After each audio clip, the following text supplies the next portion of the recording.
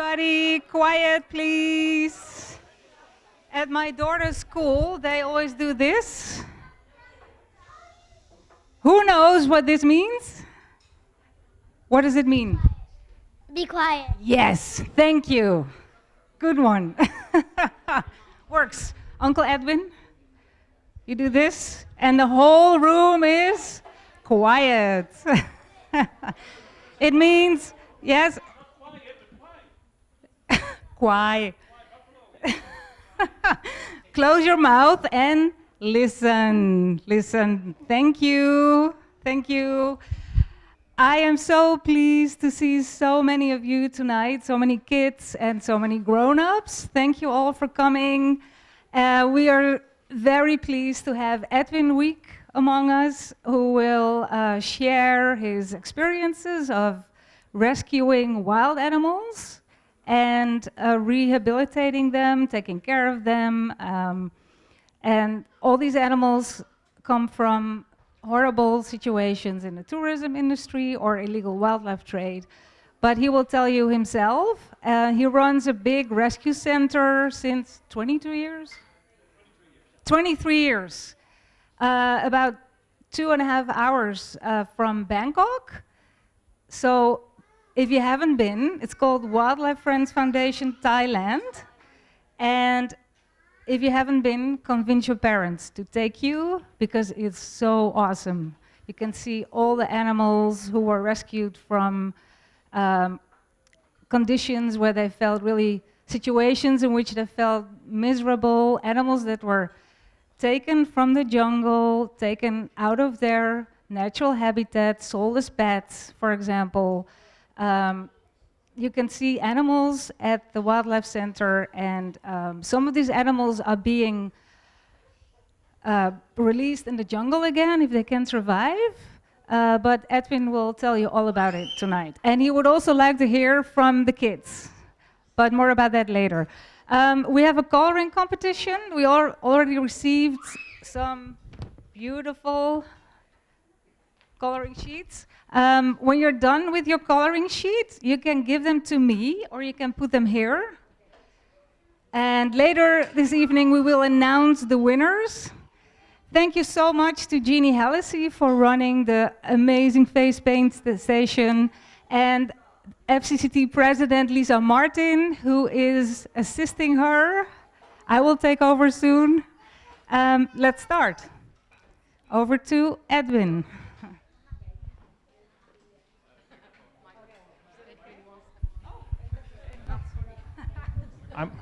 I'm loud enough, I can do it without the microphone, but you don't want to hear that. So, okay, all the children over here today, welcome to the FCCT.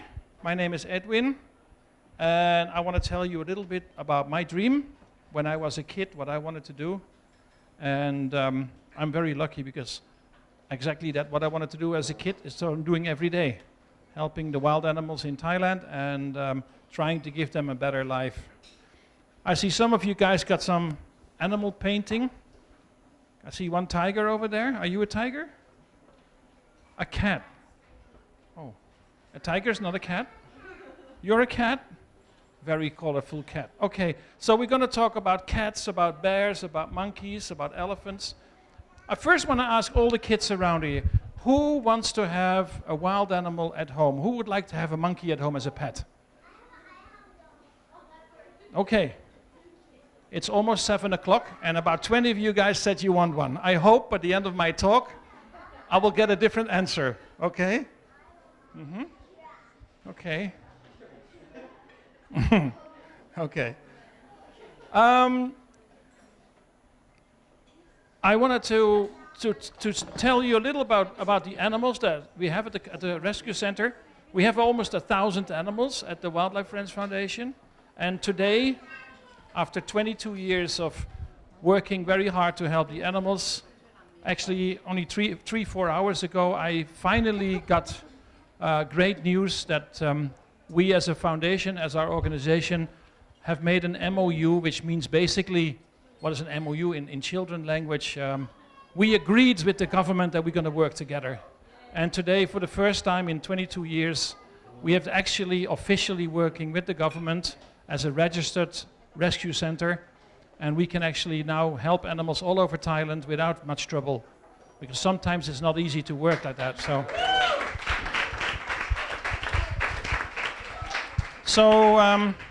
rescuing animals, what is that and why are we doing it? I'm going to show you a video of about 7 minutes. I know 7 minutes is very long, but maybe Uncle Mark will help us to speed it up a little bit when he's over there. คุณตั้มครับขอคลิปหนึ่งครับ So, oh, I'm standing in front of it. Oh. So here is the Wildlife Rescue Center. You see there's the lake with many islands for gibbons, and you see here the place where some of our elephants live day and night. So elephants are really big. This is a hornbill, you know hornbills? I would say that my biggest love is probably my work. I love my work. I love to be working for the animals, working with the animals. I love to wake up in the morning, have a cup of coffee on my balcony here, and see the bears running around, see the elephants behind there. Animals that I remember as being in horrible facilities before, and now running around kind of free to do what they want all day. And for some of them, there might be even a future in the wild again. That is the life I live. That's the life I love. That's my work.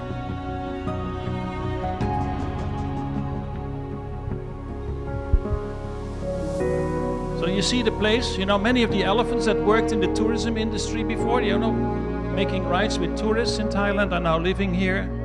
And during the day and night they can just go around, do as they please.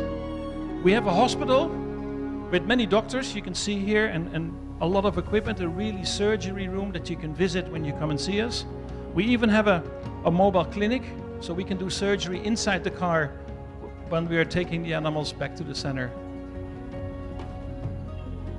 Now, I asked you before about who wants to have a wild animal as a pet. You saw the orangutans.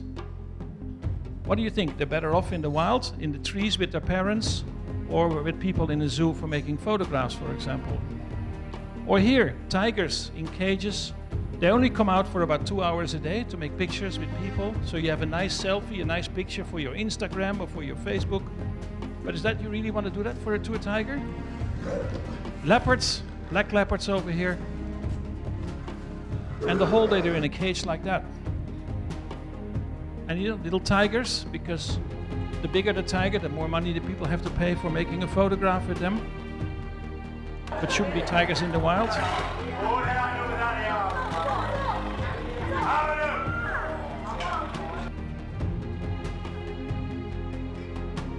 And of course these animals have to do tricks for us. And sometimes these tricks are not even funny, but look at this. Orangutans that we're taking out of the jungle, away from their families, have to play musical instruments.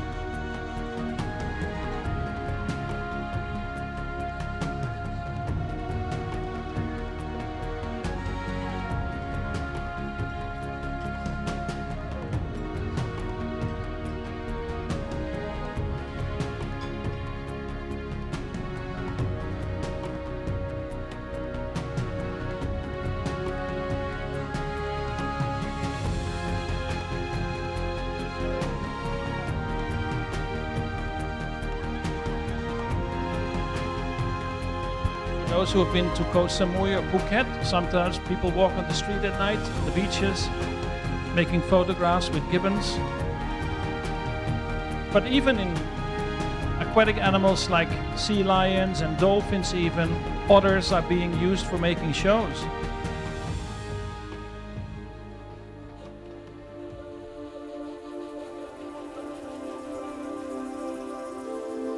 And animals are made tricks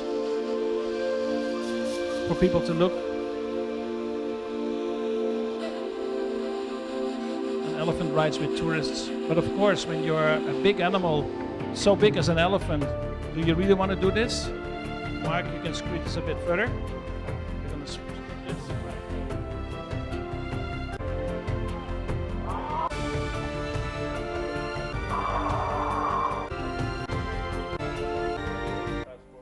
Okay.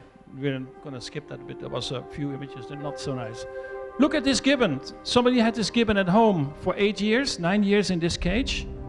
And every time you got a bottle of water or some milk, it was added, and at the end, we had to take the gibbon out of there like this because we couldn't even open the door anymore.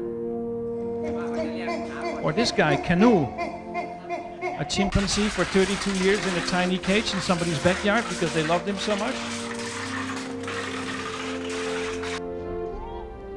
That happens to animals that are being kept as pets. That's why I'm going to ask you again in about 10 minutes who wants to have a wild animal as pet.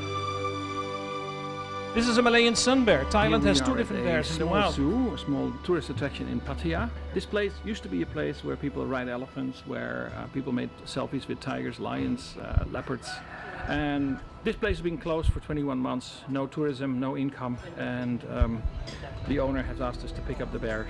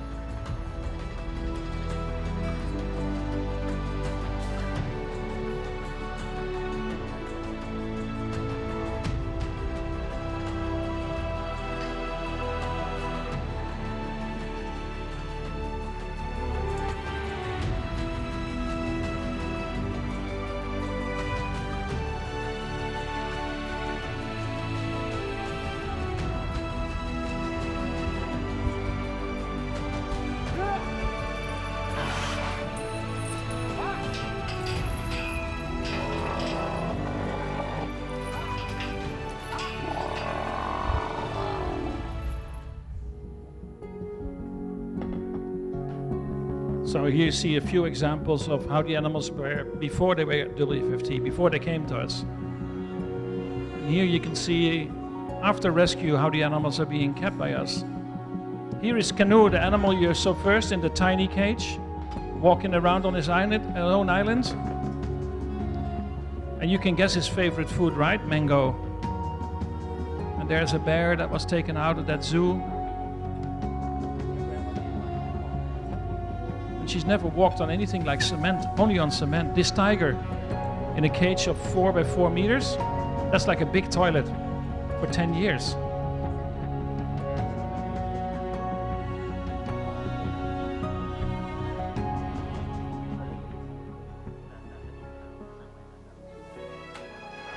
Okay, we end the video here.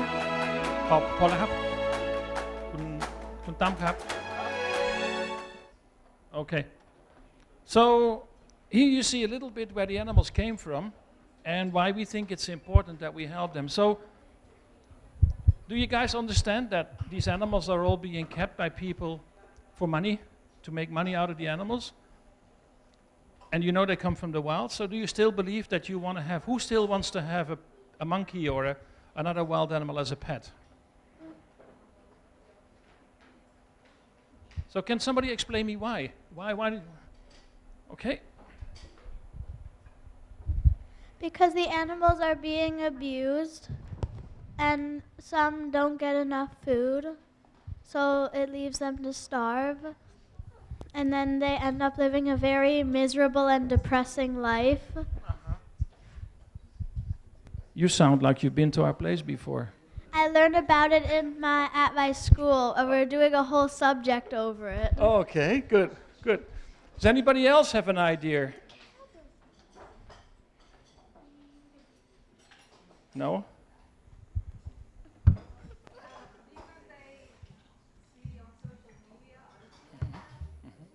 Yeah. So what can we do? What can you do as kids? Yeah, some of you might have social media. I hope not, but you might. But would you tell your friends to have an animal or not? No, I guess not. So what we try to do is to give the animals a better life, give them better food, you know, like pizza. So basically, what we're doing is helping more and more animals and trying to educate, trying to teach other people, and especially kids, that the animals in the wild should be in the wild. You know, gonna ask you a few questions. Some of you have been in Thailand maybe all your life, And I'm going to ask, does anybody have an idea how many elephants live in the wild in Thailand?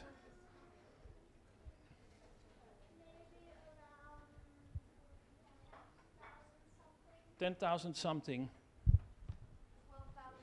12,000?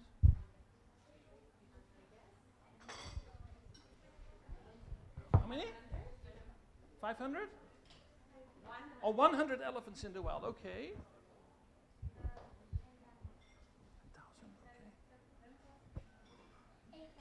10,000, okay. 8,000.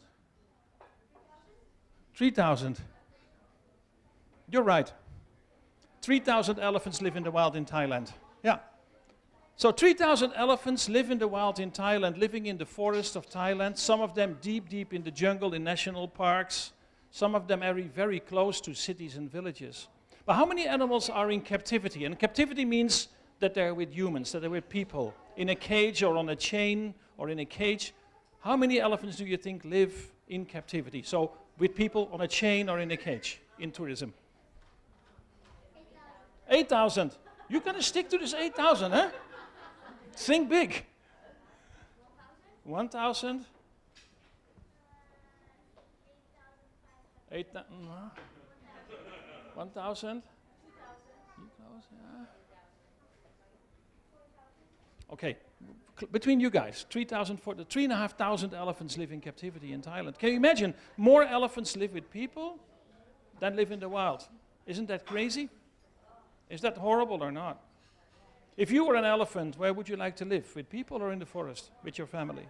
In the forest, yeah. Okay.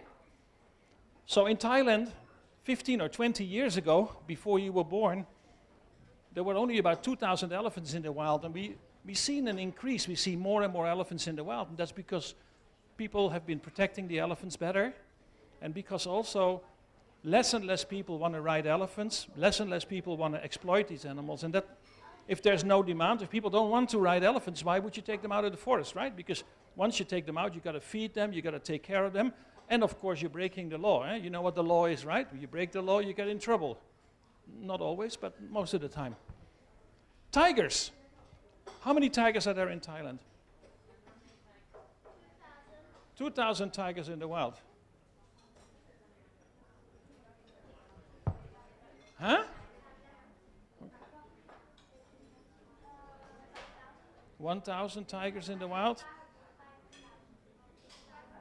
500? In Thailand, huh? Okay. Let me just give you the number of the whole world. In the whole world, there are about 4,500 tigers in the wild. 4,500 in the whole world. Yeah? So how many would be in Thailand? 800 maybe? I wish. Less than 200.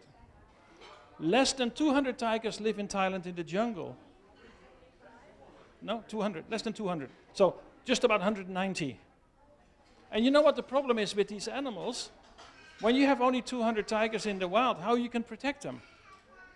You can maybe protect them from being taken out of the wild, protect them from poachers that will kill them. But if these tigers are spread all over the country and they can't reach each other anymore, they can't have any cubs. So it's very difficult to protect the tigers. But there's about 2,000 tigers in farms all over Thailand. 2,000, yep. In farms, in zoos.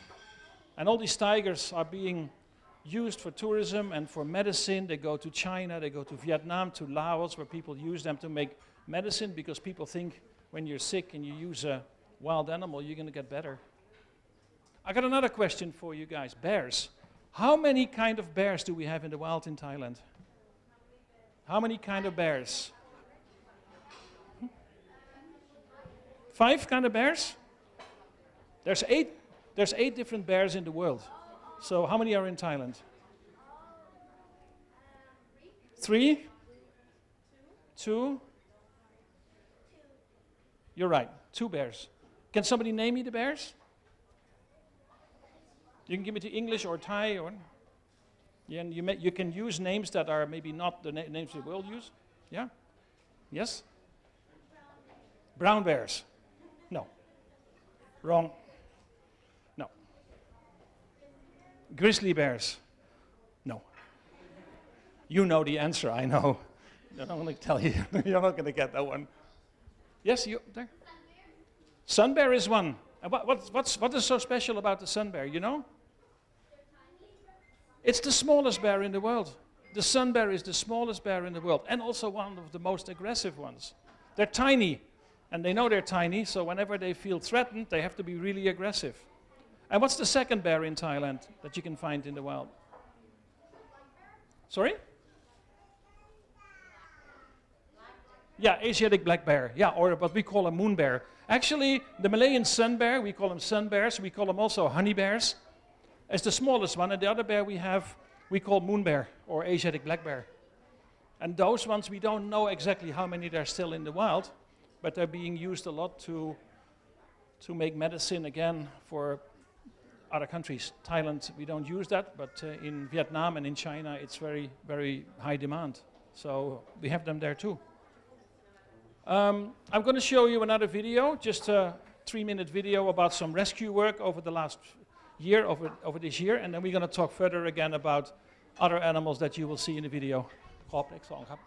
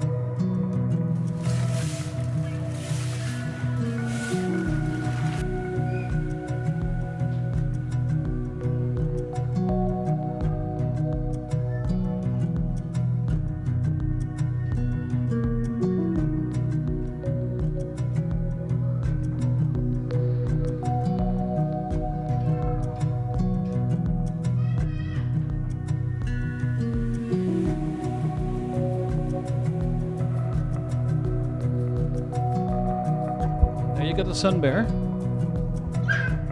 And you look at those claws. You see those claws of that bear? You can just open up that coconut like it's nothing.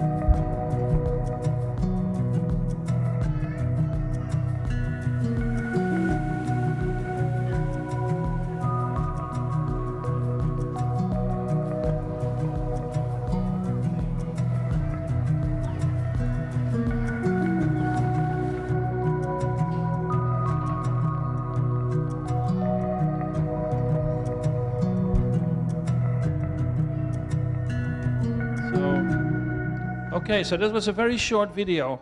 Now we're going to go talk again about the animals. So why do we rescue monkeys? You've seen the monkey in the video earlier. I'm going to ask again a question. How many monkey species do you think there are in Thailand? So monkeys are primates. Primates are animals with fingers. Not claws, but fingers, just like us. So anything that looks like a human, and I think some of us look like monkeys, but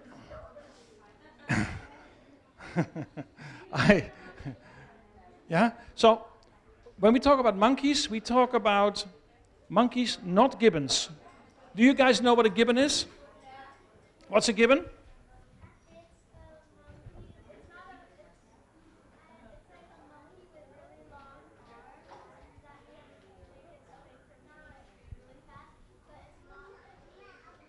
Okay, so a monkey with really long arms, that's not an ape. No. Gibbons are apes. Gibbons are smaller apes. You know what an ape is? An ape is a monkey with no tail, and when it looks in the mirror, it recognizes itself. So, yeah, so a gorilla, the biggest one is a gorilla. Smaller one, we have a chimpanzee or an orangutan or a bonobo. A bonobo is a kind of a pygmy chimpanzee. And the smallest of the apes, what we call the lesser apes, are gibbons. And gibbons are the ones that make a very special noise. And every gibbon species, there's about 14 species of gibbons in the wild, every species has its own song. And then the boys and the girls have a different song as well. So when we are in the jungle, we hear the song and we know immediately what is this kind of gibbon. We also know it's a boy or a girl. We can even see or hear how old that gibbon is. It's the same when you pick up the telephone and somebody calls you on the other side of the line without seeing them. You would know I'm talking to a woman or to a man. I'm talking to a child or an old person, right? With gibbons it's the same. If you once you get to know them, you'll actually understand. I'm going to do some imitation of the white-handed gibbon. And you're going to tell me which is the male or the female. Okay? So here we go. Whoop, whoop, whoop, whoop, whoop. Whoop, whoop, whoop. Whoop, whoop. And the other one then answers after a few minutes. Every morning in the jungle in Kankachan. So if you come to WFFT, you can do a trip to Kankachan National Park. You can see the gibbons in the wild. Or you can go to Kuiburi, only about an hour and a half from the center, and you see elephants and gaur, which is a massive Asian bison in the wild. But the gibbons you see, you hear in the morning before you see them. The other one is making this noise. Woo, woo, woo, woo, woo.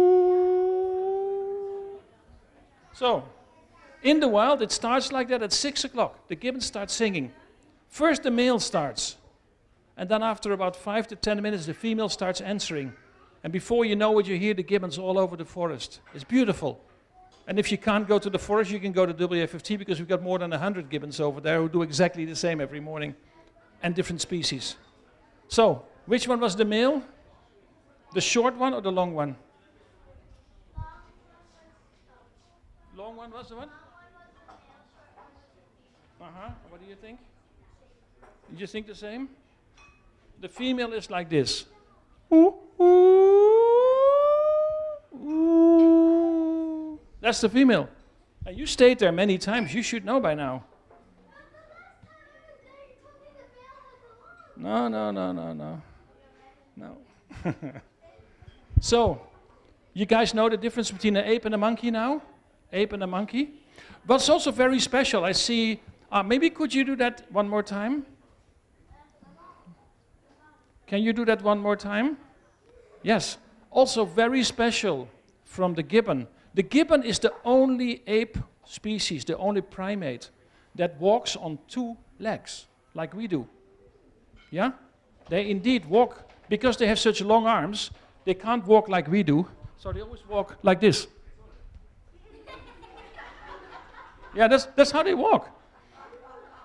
And lemurs are also monkeys from Madagascar, from southern Africa. They also walk on 2 legs, but they're not, being honest, not fair, because they use their tail to stay straight. They walk also like this, but they have a tail to keep straight. So they're actually not really walking on 2 legs. Gibbons are the only ones that walk on 2 legs. So, yeah. Chimpanzees, orangutans, and gorillas, they actually walk on their knuckles. They don't walk hands like this, but they walk like this on knuckles. So it's a bit different. So, how many monkey species do we have in Thailand? Have you ever seen the coconut picking monkeys, the ones that could pick coconuts out of the trees? Yeah. So the coconut monkeys, or what we call pigtail macaques. We have long-tail macaques that if you go to Lopburi or when you go to Chonburi or when you go to Petburi, you see those monkeys on the mountains and they always steal your candy. They steal your chips or they steal your drinks. They're very naughty. Yep. Sorry? Yeah, we have snakes, yeah. Yeah. But we have only nice snakes. Friendly ones. Yeah, they only bite a little bit. Yeah. Now, so the monkeys, we have so many different species of monkeys that we rescue most of them, but there are 5 species of monkeys that we have in Thailand, and we have, of every ones, we have a few at the center, and it's very funny. Do you know that monkeys communicate with each other by using words? Most monkeys have about 8 different words they can use. 8 words that they can use. But when they see a friend, they use mimics. Yeah? You know what mimics mean? Mimics is when I look at you and, you know, and I can smile, I can be angry, I can wink, all different mimics, things you can do with your face. I'm going to show you a few examples of how monkeys say hello to each other. Yeah? Yeah, I'm not going to do them all. So, long-tailed macaques, when you meet them in the city or in the forest and you see them, they'll look at you, and they look at you and then they do like this. Yeah, they put their queue up a little bit, their eyebrows up a little bit, and then smack. That's a way of saying hello. Yeah? But, huh? Smacking, yeah. And then we have the pigtail macaques, the different one, the ones that pick the coconuts, often in the south of Thailand. When they look at you and they know you, they do like this. So then we know that they're friendly. You're not going to put that on Instagram, huh? Or on TikTok, huh? No. So that's the difference. So they have their own language. And I'm going to give you a nice example of the language that they use and words they use. For many, many years, people have been doing research on monkeys, and then they find out they know about 8 words and have about 3 or 4 different mimic ways of talking to each other. But you know, the Japanese macaque is a monkey species, the one that you always see sitting in the hot springs in Japan. Have you ever seen these pictures of these very hairy macaques with red faces sitting in the hot water while there's snow around? Oh, yeah. Yeah? If you've never seen them, you can check them later on, Japanese macaques. Japanese macaques, about 50, 60 years ago, moved to America, a whole bunch of them, and they were released in the wild. And they made a new word. They made a special call, and when they played that off, when they put it on a tape and played it off back in Japan, the Japanese monkeys were like, "What's that? What the hell is that? What is that noise?" You know what? It took them about 10 years to find out what they're actually doing, what they were saying. They made a new word. It meant snake. And you know why? Because in Japan, the original monkeys didn't have snakes. There's no snakes in Japan. But once they got to America, they saw snakes, they learned that they were dangerous, and they made a word for it. So when they had that word played off in Japan, all the monkeys like, "What are you talking about?" Right? So they're just clever like us. Huh? We also make new words in our world, so... Anyway, I could go on and on and on and on. I think it's time that we do some questions from you guys. Huh? Okay? Yeah? So, if you have any questions about animals, anything you want to ask about working with animals, what we should or should not do, if you want to learn more about specific animals, I try to answer your question. Okay? Who can go around with the microphone? Can you be the microphone person? Daar achterin, dat jongetje, die wil eerst. Oké. Daar. Hè? Ja, geweldig. Moet er zelf ook een paar nemen. Welke? Het jongetje achter. Ja, he wants to ask a question. How many types of apes are there in the world? Sorry? How many types of apes are there in the world? Apes, the amount of apes, we're talking about 14 species of gibbons, which are lesser apes, and then we have 5 species of apes. But if you talk about primates, yeah, primates in total, I think we're currently at 364 species. But I might be off a few there, yeah? But you saw, for example, one primate in the video, a slow loris. Yeah, the slow loris is a night monkey with big eyes, and that one is really an animal you see in Thailand at night a lot, if you're lucky. So, but over 360 species for sure. Yeah? But then we put them in groups, huh? I don't want to make it too complicated, but we have old world monkeys. Those are the monkeys in Asia and in Africa. And we have new world monkeys. That's the ones that are in America, Central America and Southern America. And they look completely different. Any more questions? What was the scariest animal that you have ever seen? The scariest animal I've ever seen. You know, I work with tigers and with elephants and bears. I'm not really scared because I try to be safe. Mhm.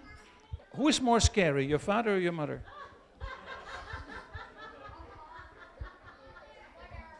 See? If you know them well, you don't have to be scared. So when you learn about the animals and you really,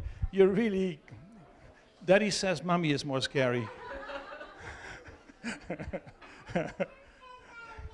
Yeah. Yeah. Yes? Do you rescue leopards? Sorry, leopards? Leopards. Yeah, I have so great news to share with you guys, by the way. We are going to rescue 4 leopards and 25 tigers in October. So one of the biggest tiger farms in Thailand is being closed down. And today we made an agreement with the government that we will take them. So we're going to have 4 leopards and 25 tigers coming in the next few weeks. So it's quite a lot. And we all, so, yeah. In the back first. You've been waiting a long time, and then we get to her. Do you work with snakes? Yeah, we do work with snakes. But I tell you very honestly, I'm not scared of them, but I'm very careful. So to be honest, if not really necessary, I let the veterinarian do it. I don't do it myself. I like him. Yes? Do you rescue cheetahs? Cheetahs. Yes. Well, we had a cheetah once at the center, but Thailand has no cheetahs in the wild. Cheetahs come from the Middle East and from Africa. So the chance of rescuing a cheetah in Thailand is pretty small. But if a cheetah needs help, we'll be there. Yeah. I have 2 questions, but one is how many species of snakes are there in the world, and 2 is what do snakes eat? Okay, now, I don't know how many snake species there are. A lot, I'm sure a lot. But what do they eat? Almost all snakes eat animals that are smaller than them. It's only the python that eats animals that are bigger than them. But most of the snakes eat anything from insects, tiny snakes that eat insects. There are sea snakes that eat fish and other kind of sea animals. You got some snakes that eat only small reptiles, and then you eat larger snakes that eat only mammals. Yeah, but there's one snake that eats other snakes. Yeah. Yeah. So that the king cobra, for example, he likes to eat other snakes. So we don't have to be scared of it, because he's not going to eat us. Yeah. You like snakes?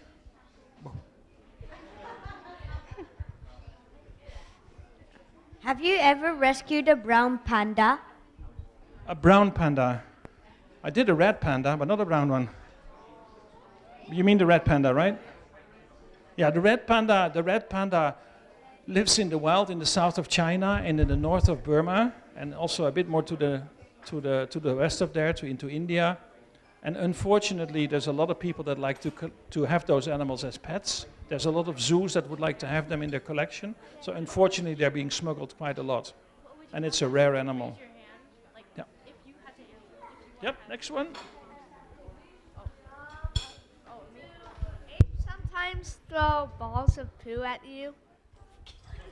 Do apes sometimes throw balls of poo at you?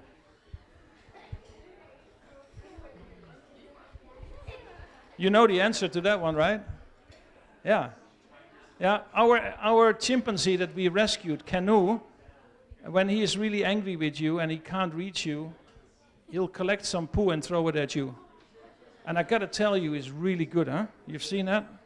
He's really good at it. But so does KK, the elephant, who throws stones at you. Yeah.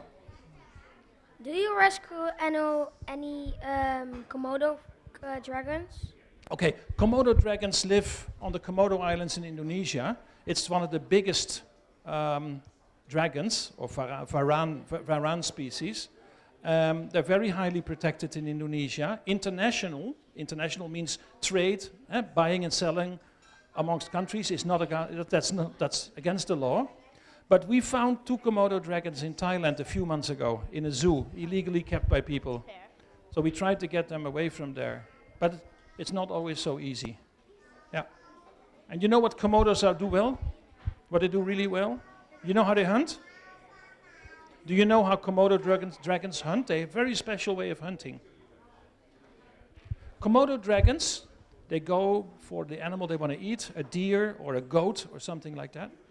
They'll attack it, they bite it once, really bad, really hard, and there's some venom, some poison in their mouth that starts an infection with that animal. And after that, they only bite it once or twice, and then they let go. And they follow that animal for 2 or 3 days until it gets sick and falls down, and then they eat it. Yeah. Yeah. I think the kids can deal with it. Mom's got a problem with it, but the kids are fine. Yeah. Is it bad to say I forgot my question? She forgot her question. Happens to everyone. Kids in my class forget their questions all the time. Really? Yes. Well, I forget the answers sometimes, so. Why did you come to Thailand? Why do I come to Thailand?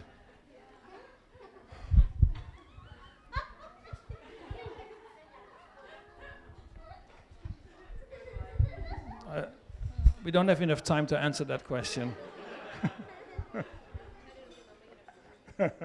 I came to Thailand because I love it here.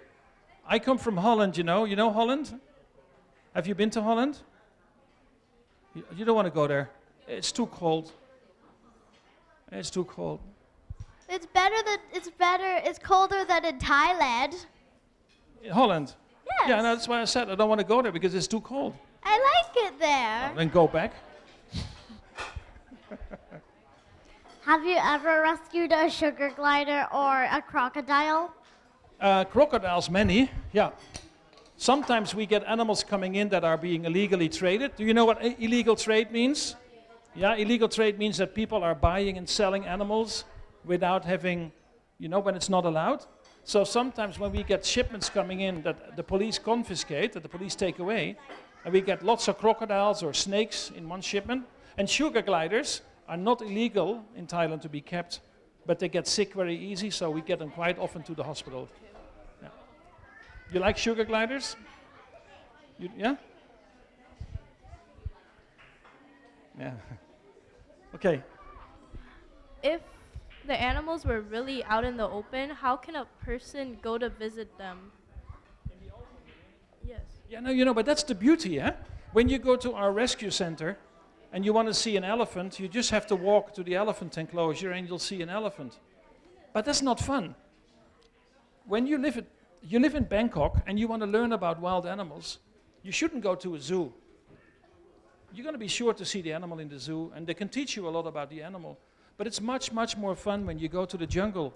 When you go, for example, to Kuiburi National Park, which is only 3.5 hours from Bangkok, and see wild elephants and gaur. The gaur is the big bison, and hornbills, the birds that look like toucans, but they're not. If you see them in the wild, you're surprised. Wow, I see an elephant. Wow, there's a gaur. Oh, there's a beautiful bird there. It's much more fun. When you go to Kankachan National Park, Thailand's biggest national park, also about 2.5 to 3 hours from Bangkok, you go there and you might see a bear, elephants, big hornbills, massive ones that fly over. So many other more wild animals, gibbons, langurs, monkeys. What do you think? What is more fun, to go to a zoo and make sure you see all the animals, or go to the wild and be surprised what you can see? Surprise is better, right? Yeah.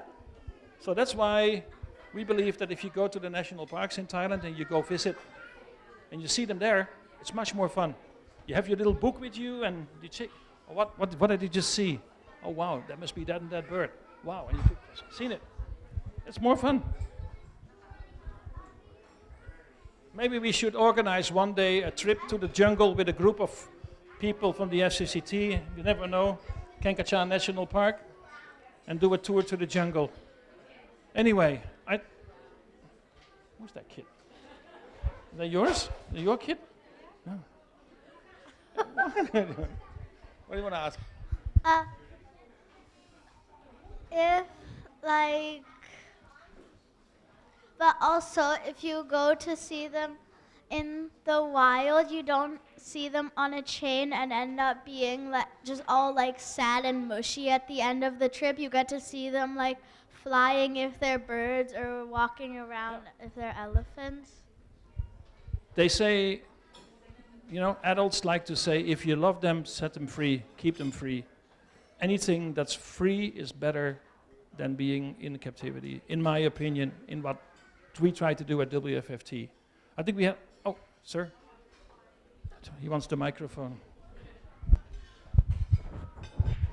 Hi, Edwin. Thanks for this talk. Perhaps you're going to answer this question a little later.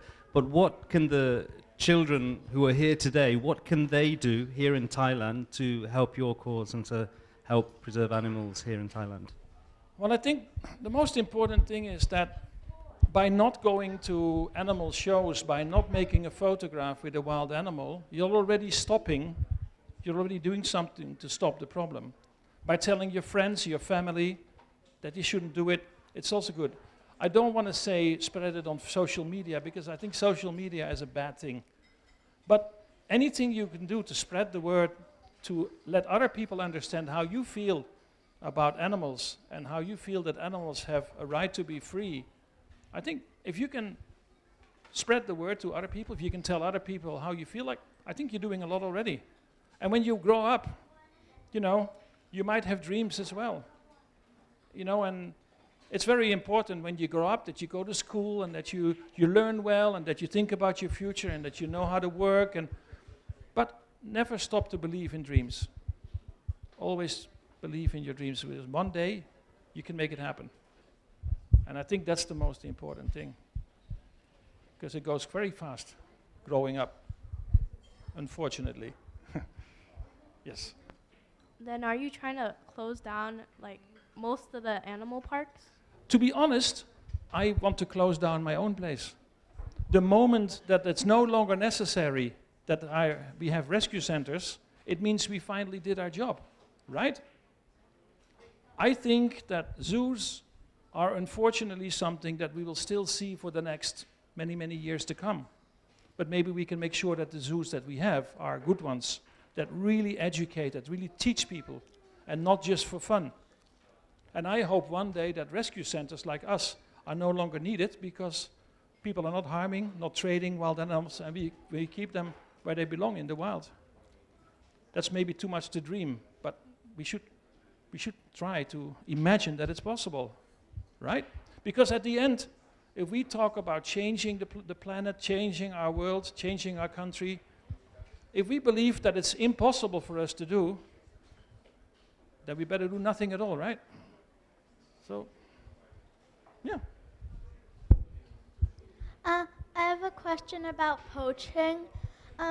Why do people poach when, like, if they just wait till the animal dies, like, on its own in a peaceful way, and then they, like, do what they do usually, and then they'll get more money for it because it's more rare? Well, mostly the people that hunt these animals want a strong animal, an animal that's really strong and young. So waiting for it to get old and die, you have to follow it its whole life. That's not going to happen, right? And then of course, we very often hear people saying, oh, well, but if we are allowed to farm, if we can farm an animal, then it's going to be easier, because they come out of a farm, we can sell them, and it's easy. Then there's no problem for the animals in the wild. But the problem is, of course, if you farm an animal, you got to feed it, you got to take care of it for many years until it's grown, until it's big. And how much money have you spent on that already then? Probably like 1 million baht. Yeah. So for somebody to go into the jungle and shoot an animal with 1 or 2 bullets is always cheaper. So that's not going to work.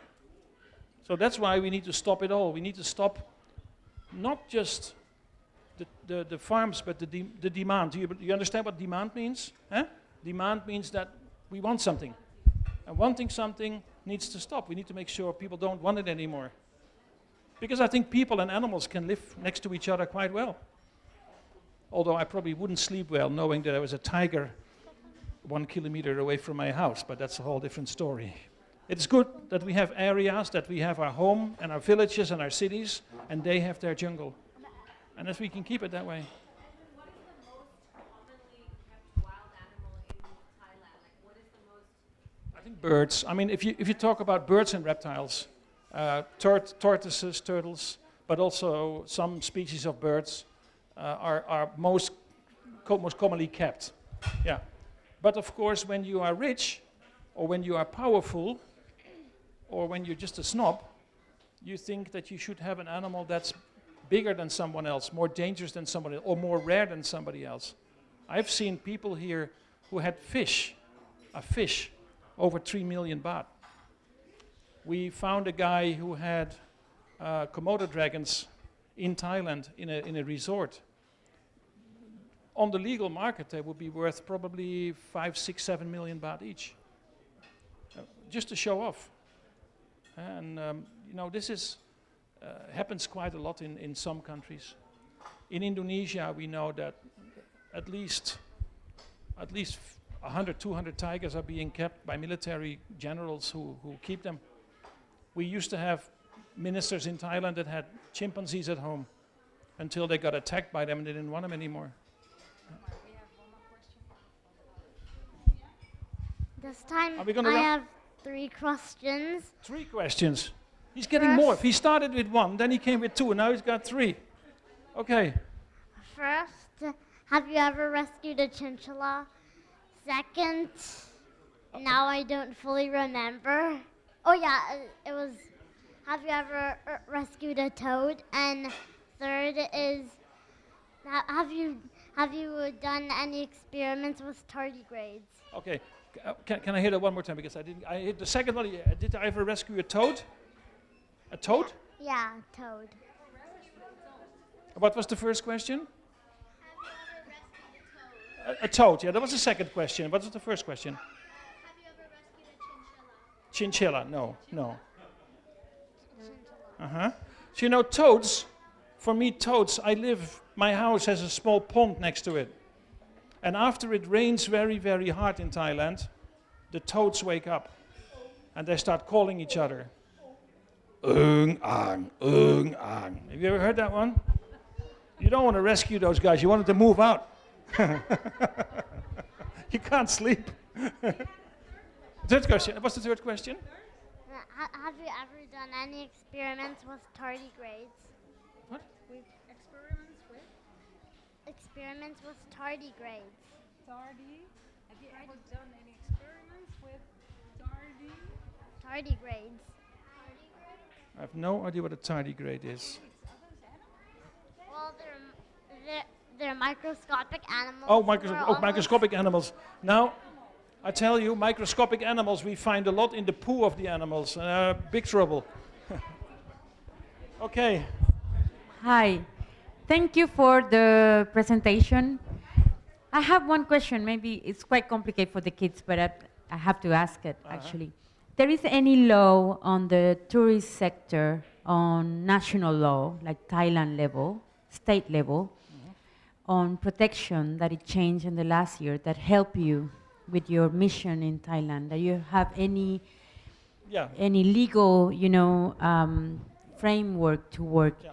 And the second thing is how you convince people, especially farmers and people who is in the tourist sector, to manage to rescue some wildlife, animals, You mean how to ones. give them up? Yes, exactly. Okay. Thailand has the Wildlife Preservation Act, which is basically the law protecting wild animals in Thailand. We have a few categories. We have the protected animals, the reserved animals, then we have the animals under the list of CITES, the International Trade in Endangered Species. That law has changed in 2019, and I was very lucky that I was on the Parliament committee for drafting this law, so I actually helped drafting it. After a lot of trouble I had in the past, somehow I got invited to actually work on making the laws better. Yes, there are laws about the possession of wild animals. So you need to legally possess a wild animal to actually be able to use it. But You can stay here. animal welfare Put his laws hand up first. are, I saw his it's a law of only 6 pages. And to conclude what is torturous and what's not is a very thin line between that. So riding elephants, making pictures with tigers, swimming with dolphins, it's very difficult. Yeah. Regarding how to give up animals, how to give people give up animals. When I started 23 years ago, I used to go in angry, looking at people. How can you keep an animal like this? You're stupid. You're this and that, and it doesn't work really well. It's much nicer to walk in and tell people that you understand they love the animals, but that they don't have the means to care for it, and that you understand that I love the animal, but it would be better off with us. And then slowly, slowly, you get people to give up the animals to you in case you don't have the legal means to. So it's tough as a white guy in a country like this to do it that way, but the Thai way is the best way. So I do it differently than 20 years ago. Yeah. Yeah. Okay, I think we're done, huh? Okay. It's getting late. Annelie? You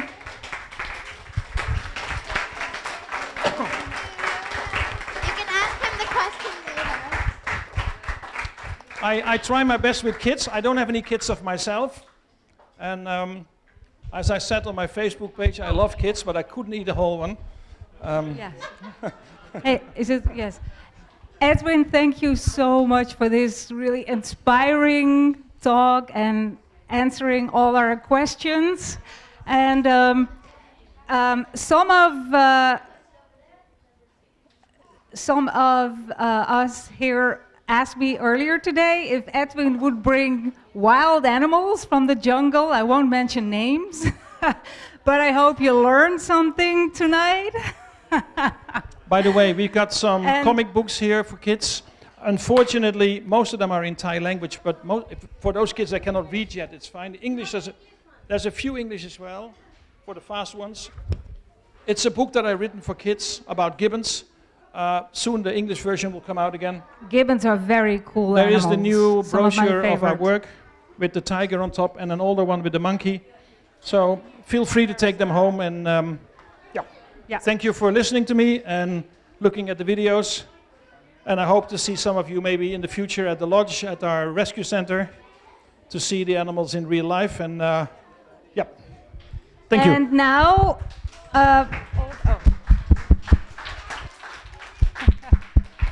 for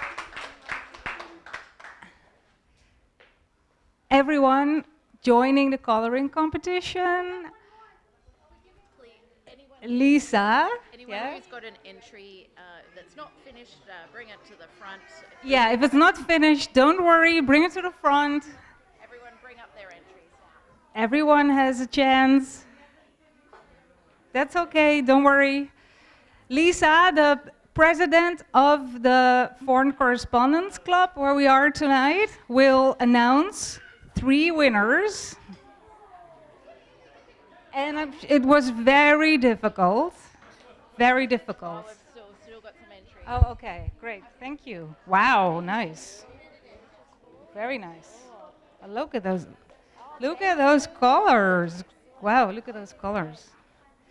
Okay, awesome. Hey,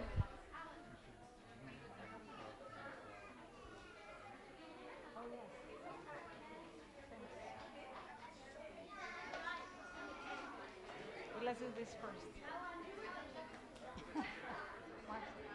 Let's do the coloring. Oh, you need the mic.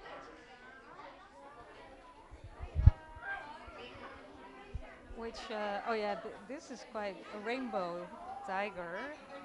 That's awesome. Sweet, right? Doesn't say their age, huh? Or you can kind of tell from. Alright, how about... Maybe we've got- try. we've got- okay, how about Can you these? see what boys and girls? Yeah. Boys and girls. So would it be? Wait, that is not just boys. Boys. I can read. I'm not wearing. Oh, I know Mallory. It's a boy. Yep. Yeah. Jan. Is that a boy? Coco? Coco is a girl, I think. Okay. Yep. I guess so. Must be a girl. Okay. Okay, you'll announce it, right?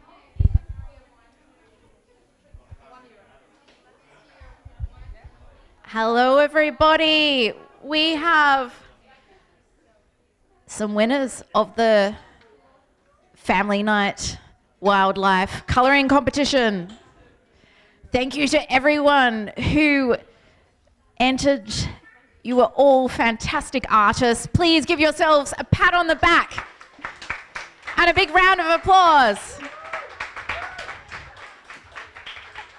It was a very difficult decision to choose only 3 winners. It was a very, very tough choice. Now, the winner of the elephant competition is Mallory. Please, Mallory, can you come up to the front? Where's Mallory?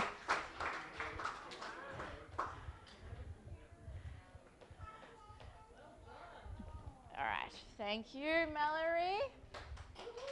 We have some very special window markers, which are washable. So, Mum and Dad, don't stress. Please enjoy those. Thank you very much, Mallory. Congratulations! Big applause for Mallory. Okay, the next winner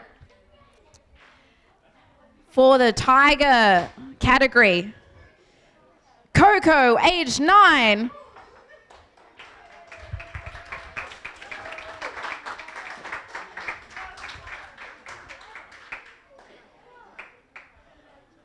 Well done, Coco. Fantastic effort. Okay, and our final category tonight, ladies and gentlemen, boys and girls, the gibbons. Could we please invite Jean to come forward? Congratulations, John. What a talented artist. Well done. You're very welcome. Thank you, everyone, for coming. I hope you've learned a lot about wildlife.